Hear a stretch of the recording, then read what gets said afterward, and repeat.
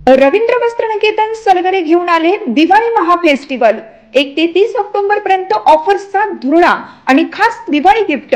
नारायणपेठ साडी 333, काजू कतली पैठणी 693, गजलक्ष्मी पैठणी 754, राजहंस व Kalanjali Paithani 747, linen shirt 387, khadi shirt piece 243 आणि boy shirt फक्त 199 मध्ये।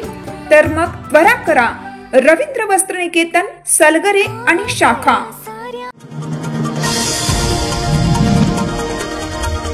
संजयनगर आणि कारखाना परिसर तरुणाच्या खुनाने हादरला। दारू पिण्यावरून झालेल्या भांडणातून मित्रांनी मिळून दगडाने डोके ठेचत तरुणाचा खून केलाय। सदर खुनाची घटना ही मध्यरात्री 12:30 वाजण्याच्या सुमारास माधवनगर रोडवरील वसंतदादा औद्योगिक वसाहत परिसरात घडली। रोहित लक्ष्मण आवळे असं खून झालेल्या तरुणाचं नाव आहे। घटनेची माहिती मिळताच संजयनगर पोलिसांनी घटनास्थळी धाव घेतली। या प्रकरणी संशयित आदेश मधुकर डोईफोडे याला संजयनगर पोलिसांनी अटक केली आहे। त्याला 2 दिवसांची पोलीस कोठडी सुनावली आहे। मृत रोहित आवळे हा मजुरीचं काम करतो, तसेच संशयित आदेश हा देखील किराणा दुकानात मजुरीचे काम करत होता। दोघेही एकाच झोपडपट्टीत राहत होते, त्यामुळे त्यांची ओळख होती। दोघांमध्ये काही दिवसांपूर्वी वाद झाला होता अशी परिसरात चर्चा होती। शुक्रवारी रात्री रोहित, आदेश आणि परिसरात चौघे दारू पिण्यासाठी एकत्र जमले। एका पडक्या इमारतीसमोर अंधारात बसून चौघांनी दारू प्यायली। त्यांच्यात गप्पा सुरू होत्या। काही वेळानंतर दोघे साक्षीदार तिथून निघून गेले, तेव्हा रोहित आणि आदेश हे दोघेच थांबले। नशेत असताना त्यांच्यात वादावादी झाली। त्यांचा वाद वाढत गेल्यानंतर एकमेकांना ठेवत नाही अशी धमकी दिली, तेव्हा आदेश आणि रोहितला मारहाण करण्यास सुरुवात केली। तो खाली पडल्यानंतर दगडाने त्याचे डोके ठेचले। तो निश्चित पडल्यानंतर आदेश तिथून निघून गेला। संजयनगर पोलिसांची पेट्रोलिंग करणारी गाडी औद्योगिक वसाहतीमधून जात होती, तेव्हा त्यांना BSNL ऑफिसजवळ पडक्या इमारतीसमोर गर्दी दिसली, त्यामुळे पोलीस तिथे आले। त्यांनी गर्दी हटवली। पाहणी केल्यानंतर मृत तरुण पालथ्या स्थितीत रक्ताच्या थारोळ्यात पडल्याचं दिसलं। बाजूलाच रक्ताने माखलेला दगड पडला होता। चौकशी केल्यानंतर मृत तरुणाचं नाव रोहित आवळे असल्याचं समजलं। संजयनगर पोलीस ठाण्याचे निरीक्षक सतीश कदम यांना हा प्रकार कळवला। ते तात्काळ घटनास्थळी दाखल झाले। मृताच्या नातेवाईकांना कळवलं।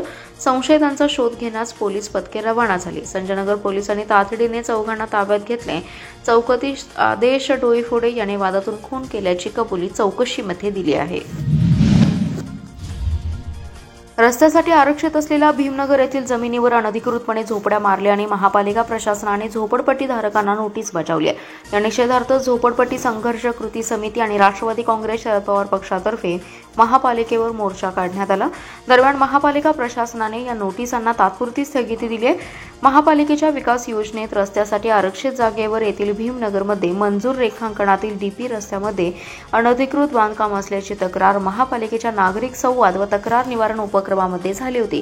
त्यावर महापालिकेच्या नगररचना विभागाने या जागेचे मोजमाप केले। DP रस्त्यामध्ये 14 झोपडपट्ट्यांचं बांधकाम अनधिकृतपणे झाल्याचं निदर्शनास आलं। त्यावर महापालिकेच्या नगररचना विभागाने या 14 झोपडपट्टी धारकांना बांधकाम काढून घेण्याची नोटीस बजावली। हे बांधकाम काढून न घेतल्यास ते पाडलं जाईल, बांधकामाचं साहित्य जप्त केलं जाईल असंही नोटीसीमध्ये म्हटलंय। या विरोधात झोपडपट्टी संघर्ष कृती समिती व राष्ट्रवादी शरदचंद्र पवार पक्षातर्फे शनिवारी महापालिकेवर मोर्चा काढण्यात आलाय। पक्षाचे सामाजिक न्याय विभागाचे शहर जिल्हाध्यक्ष उत्तम कांबळे, शिवाजीराव त्रिमुखे, विधानसभा क्षेत्र अध्यक्ष सचिन जगदाळे, विद्याताई कांबळे, शुभम जाधव व कार्यकर्ते झोपडपट्टीधारक उपस्थित होते। अतिरिक्त आयुक्त राहुल रोकडे यांना निवेदन देण्यात आले। यावेळी नगररचना विभागाचे अभियंता AP मखदूम उपस्थित होते। दरम्यान महापालिका प्रशासनाने नोटीसला तात्पुरती स्थगिती दिली आहे।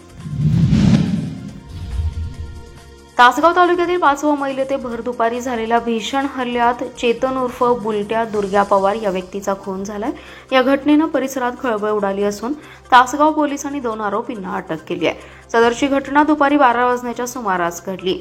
फिर्यादी गणेश सुनील काळे हे आपल्या घरासमोर वहिनी गीताबरोबर बसले असताना त्यांचे मामा चेतन उर्फ बुलट्या पवार यांच्याकडे नागाव येथील दोघे मित्र रोहित उर्फ बाळ्या पोपट मलमे आणि दत्तात्रय मच्छिंद्र गुजले हे दुचाकीवरून येऊन पोहोचले। शुक्रवारी झालेल्या भांडणाचा राग मनात धरून आरोपी रोहित मलमे याने तुला जिवंत ठेवत नाही असं म्हणत बुलट्या पवार यांच्या डोक्यात आणि दंडावर कुऱ्हाडीने वार केले। यात ते गंभीर जखमी झाले असून घटनास्थळी त्यांचा मृत्यू झाला। घटनेची माहिती मिळताच पोलीस उपविभागीय अधिकारी अशोक भवड, पोलीस निरीक्षक संग्राम शेवाळे यांनी घटनास्थळी धाव घेतली। या प्रकरणी पोलीस उपनिरीक्षक विनय गोडसे यांनी गुन्हा नोंदवला। सहाय्यक पोलीस निरीक्षक बिरुदेव काबुगडे यांच्याकडे पुढील तपास सोपवण्यात आला असून दोन्ही आरोपींना पोलिसांनी ताब्यात घेतले. घटनेचा अधिक तपास सुरू आहे. जिल्हा वार्षिक योजना सर्वसाधारण व जिल्हा वार्षिक योजना अनुसूचित जाती उपाययोजना अंतर्गत कार्यान्वयन यंत्रणांच्या प्रस्तावित कामांना प्रशासकीय मान्यता घेण्यासाठी 31 ऑक्टोबरपर्यंत मुदत वाढवण्यात आली आहे. या यंत्रणांकडील कामकाजाचा आढावा जिल्ह्याचे पालकमंत्री चंद्रकांत पाटील यांनी आज घेतलाय. यावेळी त्यांनी सूचना दिल्या. जिल्हाधिकारी कार्यालयातील बैठक कक्षात आयोजित या बैठकीस जिल्हाधिकारी अशोक काकडे, पोलीस अधीक्षक संदीप घुगे, आयुक्त सत्यम गांधी, निवासी उपजिल्हाधिकारी डॉक्टर स्नेहल कनिचे, पालकमंत्र्यांचे विशेष कार्य अधिकारी बाळासाहेब यादव यांच्यासह विविध राज्यस्तरीय यंत्रणांचे प्रमुख उपस्थित होते. सन 2025 ते 26च्या प्रशासकीय मान्यताप्राप्त कामे सुरू करण्याचे आदेश देऊन यावेळी पालकमंत्री चंद्रकांत पाटील म्हणाले, जिल्हा वार्षिक योजना अंतर्गत कामांना योजनांना प्रशासकीय मान्यता देण्यासाठी सप्टेंबरपर्यंत मुदत होती. त्याला 1 महिना मुदतवाढ मिळून जिल्हा वार्षिक योजना अंतर्गत सर्वसाधारण, अनुसूचित जाती उपयोजना आणि आदिवासी उपयोजना, बाह्य क्षेत्रातील योजना अंतर्गत जिल्हास्तरीय कामांकरिता तांत्रिक आणि प्रशासकीय मान्यतेसाठी 31 ऑक्टोबरपर्यंत मुदत वाढवण्यात आली आहे. त्यामुळे उर्वरित अवधी पाहता व तसेच सुट्टीचा कालावधी लक्षात घेता सर्व कार्यान्वयन यंत्रणांनी तांत्रिक आणि प्रशासकीय मान्यतेची कार्यवाही गतीने करावी, यासाठी पाठपुरावा करावा असं त्यांनी यावेळी सूचित केलं. यावेळी पालकमंत्री पाटील यांनी जिल्हा वार्षिक योजना अंतर्गत जिल्ह्यातील विविध राज्यस्तरीय कार्यान्वयन यंत्रणा, जिल्हा परिषद, पोलीस दल, महानगरपालिका व नगरपालिका यांच्या कामांची तांत्रिक आणि प्रशासकीय मान्यतेची सद्यस्थिती, अर्थसंकल्पीय तरतूद आदींचा आढावा घेतलाय. जिल्ह्यातील विविध पोलीस ठाण्याच्या हद्दीतील गहाळ झालेले तसेच चोरीला गेलेले 36,75,000 रुपये किमतीचे 147 महागडे मोबाईल आणि 6 लाख रुपयांचे 5 तोळ्यांचे सोन्याचे गंठण सायबर पोलीस विभागाने तांत्रिक माहितीच्या आधारे जप्त करून पोलीस अधीक्षक संदीप घुगे यांच्या हस्ते संबंधित तक्रारदारांना परत करण्यात आले. दिवाळीच्या पार्श्वभूमीवर पोलिसांनी केलेल्या या कामगिरीमुळे नागरिकांच्या चेहऱ्यावर आनंद होता. जिल्ह्यातील विविध पोलीस ठाण्याच्या हद्दीत महागडे मोबाईल चोरीला जाण्याचं सत्र वाढलं होतं. याची दखल घेत पोलीस अधीक्षक संदीप घुगे यांनी सायबर पोलिसांना तातडीने मोबाईल शोधण्याचे आदेश दिले होते. त्यानुसार सायबर पोलीस ठाण्याच्या सहाय्यक पोलीस निरीक्षक कडील दाखल श्रीमती रुपाली बोबडे यांनी पथकाने तांत्रिक माहितीच्या आधारे हे महागडे मोबाईल जप्त केले. पोलीस अधीक्षक संदीप घुगे, अपर पोलीस अधीक्षक श्रीमती कल्पना बारवकर, स्थानिक गुन्हा अन्वेषणचे पोलीस निरीक्षक सतीश शिंदे, पोलीस निरीक्षक सुधीर भालेराव यांच्या मार्गदर्शनाखाली सहाय्यक पोलीस निरीक्षक श्रीमती रुपाली बोबडे यांनी कामगिरी केली. यामध्ये सायबर पोलीस ठाण्याचे पोलीस सतीश आलदर, करण परदेशी, रेखा कोळी, रुपाली पवार, विवेक साळुंखे, अजय पाटील, इम्रान महालकरी, विजय पाटणकर, कॅप्टन गोंडवाडे, शांतावा कोळी, अभिजित पाटील, अजय बेंद्रे, दीपाली नेटके, दादासाहेब ठोंबरे, सय्यद अली मुल्ला, संदीप कोळी, गणेश बामणे, सुनील मदने, स्वप्नील नायरकोडे, अक्षय जगदाळे, रोहित पाटील, धीरज खुडे यांनी सहभाग घेतला. विटा शहराच्या मतदार यादीत तब्बल 1200हून अधिक दुबार नावे आहेत. काहींच्या वडिलांचे, पतीचे नाव नमूद नाही तर काहींचे पत्ते गायब झालेत. ही सदोष यादी रद्द करावी.